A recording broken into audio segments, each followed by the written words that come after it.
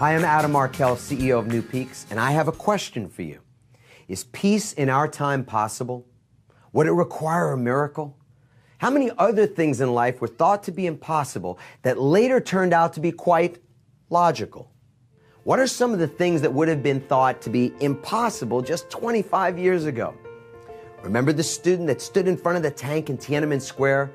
Who would have believed that this lone demonstrator would cause China to pivot to opposite extremes in economics and politics?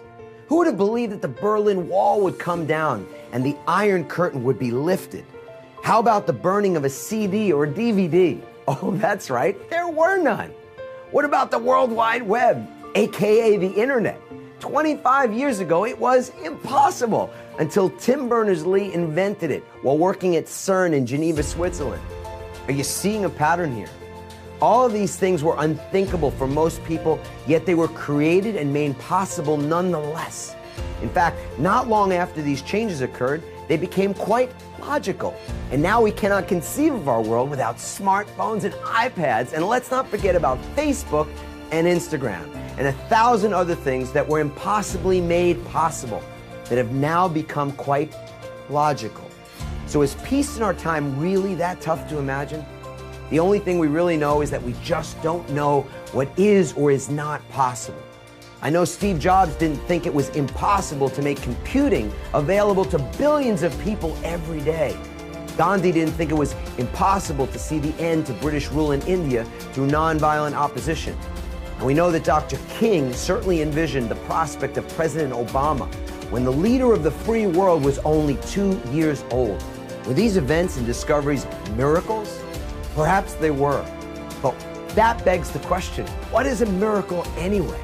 I love Marianne Williamson's definition, that a miracle is nothing more than a change in consciousness. What that means to me is that a miracle can be a mere change in awareness, a small but sacred shift in our perception that precipitate miracles in our lives and in the lives of so many other people around us.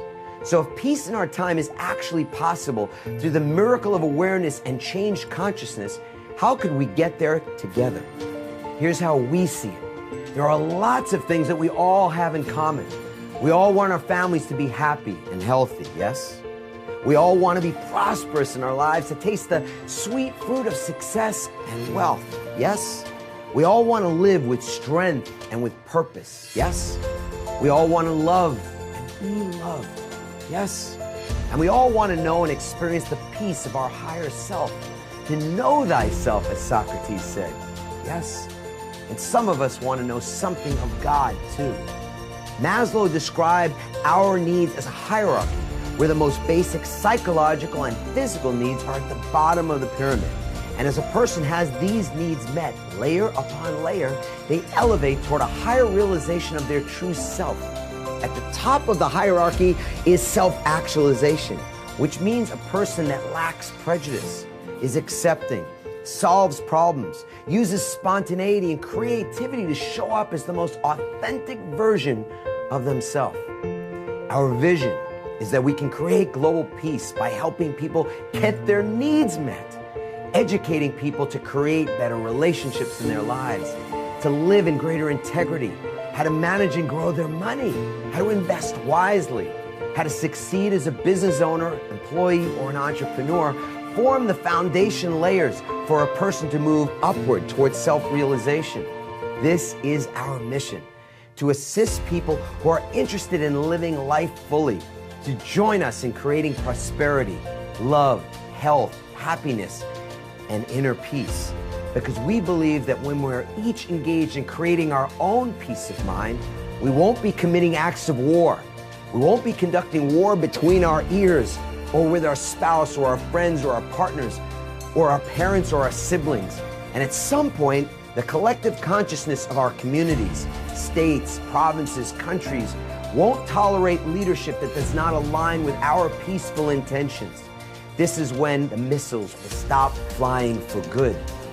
You may wish to join us in creating this impossibility, or you may want to wait for it to be logical. Either way, we'll get there together. There can be no doubt that coming together and committing to take up the cause of inner peace is the kind of change in consciousness that miracles are made of. peace in our time is absolutely possible, especially if we lead by our own example. And as Gandhi said, by being the change we want to see in the world. So here's to your peace.